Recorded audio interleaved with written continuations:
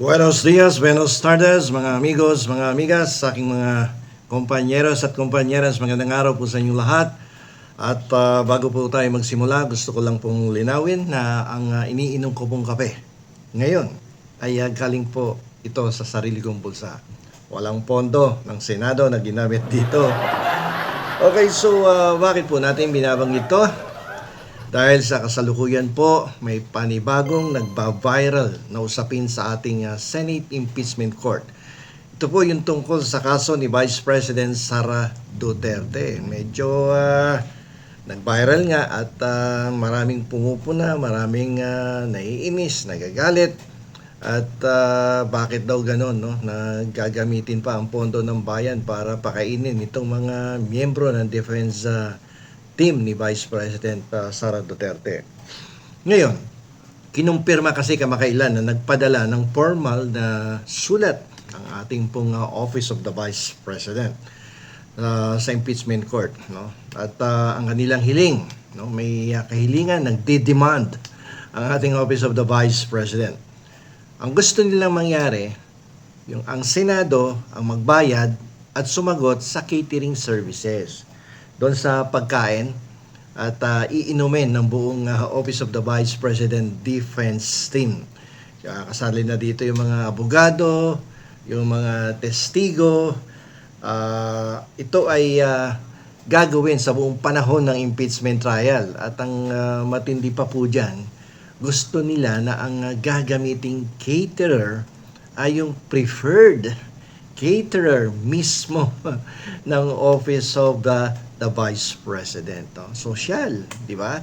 So, first time ko na nakarinig ng, nakabalita ng ganitong request or demand coming from another government agency na ipasagot sa Senado ang mga gastusin pagdating sa pagkain ng kanilang mga abogado. Okay?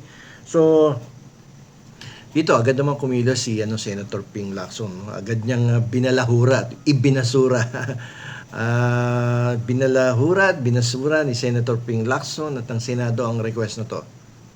Sabi ng Senado, wala kaming budget para pakainin kayo. In particular, sinabi na din ni Senate President Win Gatchalian to wala kaming budget dyan, di ba? So, hindi namin kayang pakainin yung buong defense team ninyo. Gumastos kayo ng sarili nyo. Parang gano'n ang dating, di ba? Hindi rin ito pinalampas ng ating House's Deputy Minority Leader at Akbayan Representative na si Percy Sendanya. So, sa isang Facebook post na nabasa ko, humirit siya. Sabi niya, si VP Sara, siya yung kaibigan mong nag-RSVP ng 10. Pero demanding pa sa buffet.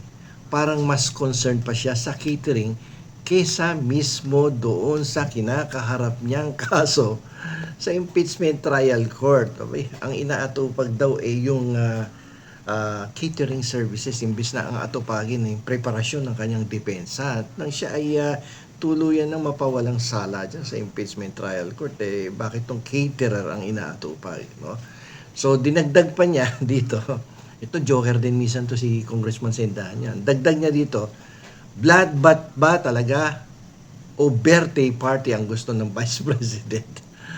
At ang paboritong lahat na biro niya sa mga chismis ukol sa negosasyon sa pagitan ng prosecution at defense.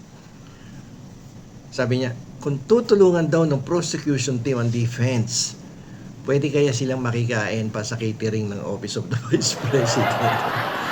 Ay nako, so dito matatawa ka na lamang sa nagiging development dito sa impeachment trial, no? Pati itong kakainin ng mga abogado, ng mga testigo parang pinoproblema pa at na mukhang naging katatawanan pa ang mga nagiging demand, no, from the Senate.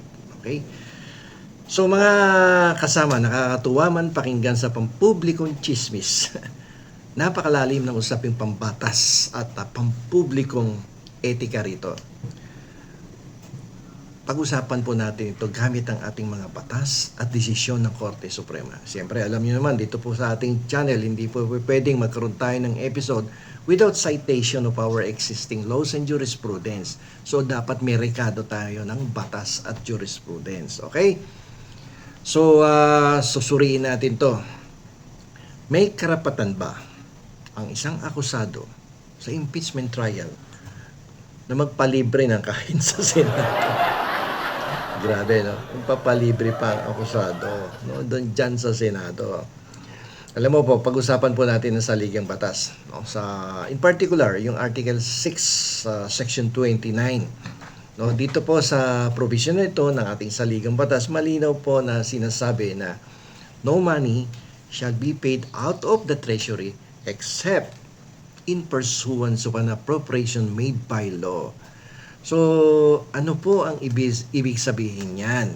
No, papaliwanag natin na mas madaling maintindihan kasi English po nakasulat dun sa Konstitusyon. Ang ibig po sabihin ng no money shall be paid out of the treasury except in pursuance of an appropriation made by law. Ibig sabihin, walang isang piso, kahit isang kusing sa kabanang bayan ang pwedeng gastusin ng walang tiyak na batas o General Appropriations Act na naglalaan para dito. Ito yung GAA, yung GAA. So, hindi pa pwedeng basta-basta na lang gagastos ka nang wala namang corresponding appropriation for that event. Okay? So, ngayon, ikumpara natin yung budget ng OBP versus yung budget ng Senado. Siyempre, dapat ikumpara natin to. Iba yung opisina ng Senado, iba yung opisina ng Office of the Vice President. Ngayon, ang Senado po ay may sariling pondo para sa operations ng impeachment court. Halimbawa, para doon sa budget para sa mga stenographers. May budget yan para sa ilaw. Siyempre, maghapon, magdamag yan, magkakandak ng hearing, nakabukas yung ilaw, nakabukas ang aircon. At siyempre, pag may hearing, may mga securities, no? Ang Office of the Vice President naman ay may sarili ring hiwalay na bilyong-bilyong pondo para sa General Appropriations Act o yung tinatawag nating GAA. Okay. So, kapag ginamit ng Senado ang pondo nito para ipakain sa mga pampribadong abogado at staff ng Office of the Vice President, magkakaroon po tayo ng tinatawag sa batas na misappropriation of public funds. O sa madaling salita, yan po yung tinatawag, yan po yung tinatawag na malversation sa ilalim po ng Article 220 ng Revised Penal Code. Okay, so if I'm not mistaken, nabanggit ko natin to, na ipaliwanag na natin, in the past itong malversation of public funds under Article 220 na Revised Penal Code. Okay. Alam niyo po sa batas natin, ito nga, may tinatawag tayong technical malversation. May tinatawag po tayong technical malversation o yung, sa madaling salita, ito po yung gagamitin mo yung pondo ng proyekto ng Project A, yung pondo ng Project A, gagamitin mo para sa Project B. Ngayon, ganito yan. Parang kapag binigyan ka ng nanay mo ng 500 piso pambayad sa Meralco, pero ang ginawa mo, imbis na ibayad mo yung 500 pesos sa Meralco, ibinili mo ng isang packet ng Chicken Joy dahil gutom ka na. Ang tawag doon sa bahay nyo, mali. Di ba? Mali yung ginawa mo. Pondo yon para sa pambayad ng kuryente ninyo. Bakit mo binili ng isang packet ng Chicken Joy? Ang tawag doon sa gobyerno, krimen. Kaya tama lang ang Senado na ayaw nilang pagbigyan ang demand ng Office of the Vice President na magpa-cater na sasagutin ng Senado ang gastusin. Abay, papakainin mo yung akusado, papakainin mo pa yung mga testigo nila. Abay, ano yan? Siniswerte. Okay? Ngayon, meron pang isang provision dito sa ating Constitution. Bukod sa Article 6 ng Constitution, may isa pang napakalaking pader na mababangga dito sa hiling ng Office of the Vice President. Ito po yung Republic Act number 9184 o ang Government Procurement Reform Act. Di ba? So, sa ilalim po ng batas na to, ang lahat ng pagbili ng kagamitan, serbisyo o catering ng gobyerno, ay kailangan po dumaan sa competitive public bidding o yung tinatawag nating pampublikong pagpapasubasta. Di ba? Palaging ganyan ang proseso sa gobyerno po. Kada may bibili niyan, no? Dapat yan dumadaan sa public bidding. Pag hindi mo pinadaan dyan, magkakaroon ka ng problemang legal. Sasakit ang ulo mo dyan. Ngayon, gusto ng OBP, ng Office of the Vice President, na Senado ang magbayad. Pero, itong catch dito, yung Office of the Vice President ang pipili ng caterer ng walang bidding. Naku talaga tong si mahilig sa shortcut method. Naku po, pag ganyan nangyayari, another problem yan. Kapag ginawa yan ng Senado, direktang lalagpas ang mga senador sa probisyon ng Republic Act 9184 at ng Anti-Graft and Corrupt Practices Act, Republic Act number 3019, Section 3 na naman, Paragraph E. Dahil sa pagbibigay ng unwarranted benefits, no, or reference sa isang paboritong supplier. Yan, favorite topic natin to. Republic Act 3019, Section 3, Paragraph E. Ayan na naman tayo. Pag yan kinagat ng Senado, mamumroblema sila sa legal na bagay dito. Ngayon, para lalo nating masuportahan ang ating diskusyon ngayong episode na to, meron ding isang jurisprudence na related dito sa demand na to ng Office of the Vice President. Ito po yung Arias versus Sandigan Bayan at Luciano versus Estrella. Ngayon, ayon sa jurisprudence ng Korte Suprema sa kasong Luciano versus Estrella, yung paglaktaw po sa tamang bidding, yung pag nilagpasan mo yung tamang bidding process para paboran ang isang particular na supplier o contractor, yan po ay pahiwatig ng bad faith at hayag na paglabag sa Anti-Graft and Corrupt Practices Act. Yari ka.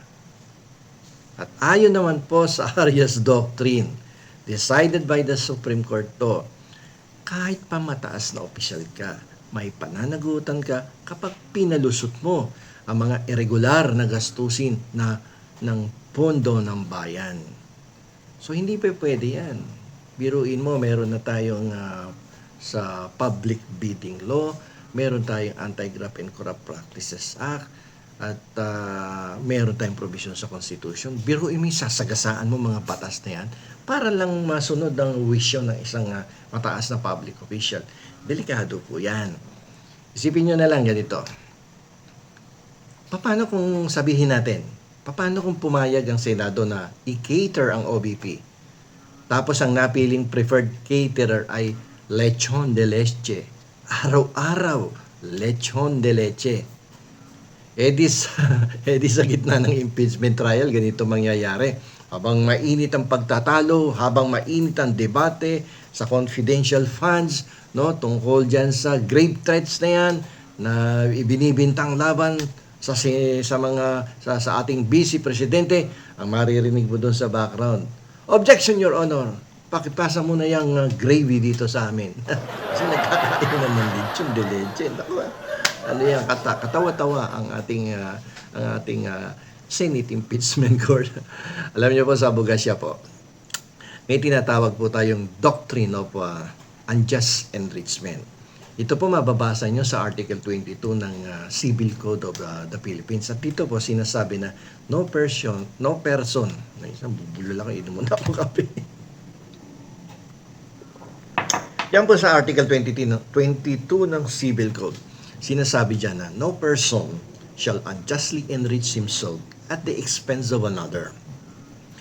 Bawal kang magpakabusog sa lechon habang ang nagbabayad ay ang tambayan na nagpapatulo ng pawis sa buwis.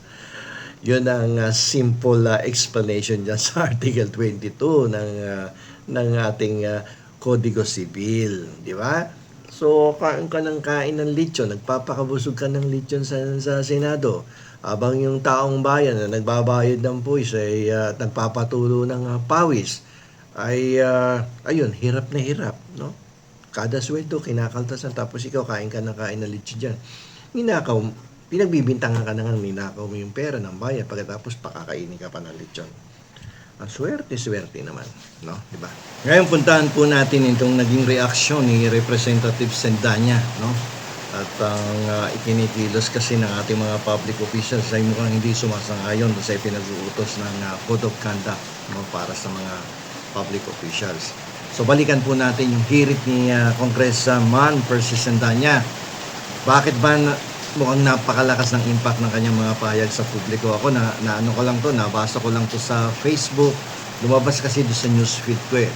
Ang sabi niya doon sa kanyang Facebook post yata niya yun, no? Tinatanong niya, ito bang impeachment trial, bloodbath ba to talaga o birthday party? Kasi ang inuuna yung yung catering services. At imbis na maghanda nga doon sa preparasyon ng mga ebidensya, abay ay parang ang demand catering services. Okay. Sa ilalim po ng Code of Conduct and Ethical Standards for Public Officials and Employees, no, Republic Act 671 rito. Ilang ulit na po natin pinag-usapan to. Sa Section 4, Paragraph A, dito binabanggit yung mga commitment ng public interest, na commitment to public interest ng ating mga public officials. Sabi dito, lahat daw ng publikong official ay dapat laging inuuna ang kapakanan ng bayan bago ang personal na kaginhawaan. Tama naman, nagbingkod ka sa gobyerno to serve the public, pagkatapos nakikita ng ating mga kababayan mas mukhang gumaganda ang buhay mo kaysa sa buhay nila. Yung dati mong bahay kubo naging mansyon, hindi pwede yun. So dapat inuuna ang kapakanan ng bayan bago yung personal na kaginhawaan. Sa ilalim naman ng Section 4, Paragraph C, tinutukoy dito yung justness and sincerity. So dito, ibig sabihin nito, dapat daw ang mga public officials ay laging may kababaang loob at moderasyon sa pamumuhay. Lahat kasi ng public officials dapat they must have modest lives. Okay, so sa gitna ng napakaseryosong usapin ng impeachment, kung saan pinag-uusapan ang di umano'y paglustay ng pondo ng bayan, yung confidential funds na yan, yung mga grave threats na yan, no? At yung sari-saring pananagutan, no, sa ilalim ng ating saligang batas. Yung paghiling po ng VIP treatment at libre at masarap na pagkain mula sa pondo ng impeachment trial court ay nagpapakita po ng hulaan nyo, ano ang pinakikita ng ganyang klaseng demand. Nagpapakita po yan ng kawalan ng delikadesa. Isipin mo, akusado ka na, yung mga testigo pa, gusto mo pang magpalibre sa Senado ng pagkain. Ano ba yan, ate? Huwag ganon, di ba? May tinatawag po tayo sa Latin legal terms na sui generis. Ito sigurado, alam niyo to dahil madalas banggitin to ng ating mga senador. Ang impeachment daw ay sui generis. Ibig sabihin, a class of its own. O sa Tagalog, walang katulad. Sui generis, walang katulad. Ito po ay pambatas na proseso, pero pampolitika rin. It is both a legal and a political process. Pero dahil po sa ginawa ng OBP, mukhang nagkaroon ng bagong Latin term, sui carinderia. Ang proseso kung saan sinusubukan mong gawing karinderya ang Senado. Sabi nga ni Representative Sendanya, ito si Congressman Sendanya, minsan makikita mo to, akala mo seryoso pag nagbitaw ng salita. Pero minsan joker din to di ba? So sabi niya, kung tutulong din lang pala ang prosecution sa defense, baka pwede namang makikain na din sila. Yung tipong magkakaroon ng bipartisan salo-salo sa gitna ng impeachment trial. O kaya ilalagay mo yung lechon doon sa gitna ng Senate, no? Sa impeachment court, tapos may kumukurot ng balat ng lechon. Naka-lechon de leche sila, di ba? Sarap nun. Baka pag may ganong handaan na sa Senado, baka pwede namang imbitahan kaming mga mga ordinaryong mga mamamayan na matik man naman ng mga hinahanda niyo dyan sa Senado. Okay? So, mga amigos, mga amigas, at doon sa mga mag-aaral ng batas at sa ating mga kababayan, ano po ang aral sa kabanatang ito sa ating ng ating impeachment court? Ano po ang aral? Ang pondo ng bayan, ang ibig sabihin ay para sa bayan. Hindi mo yan dapat ginagastos sa kung saan na hindi naman nakalaan sa ilalim ng ating General Appropriations Act. Ang bawat piso ng gobyerno ay nakatali po yan sa batas. Hindi ito pwedeng ipamigay, hindi ito pwedeng ipakain sa paboritong caterer ng walang malinaw na legal basis at public bidding. Ito pong ating impeachment court, no? Ito po ay impeachment o korte ng katotohanan. Hindi po yan kainan. Hindi po yan restaurant. Ang taong bayan po ay nakatutok sa impeachment para malaman kung may nilabag na batas ba ang Vice Presidente. Hindi para panoorin ko ano ang menu sa lunch ng mga abogado. Ang tungkulin po ng bawat opisyal ay ipaalala sa atin, no, na ang bawat public official ay dapat maging accountable to the people, no? At yan ay hindi dapat sinusukat sa galing ng caterer, kundi sa katapatan sa bayan ng lahat ng lingkod bayan. Dito na lamang po, ito pong muli ang lingkod, si Atty. Rene Guayla. Pagod ka na ba sa luna,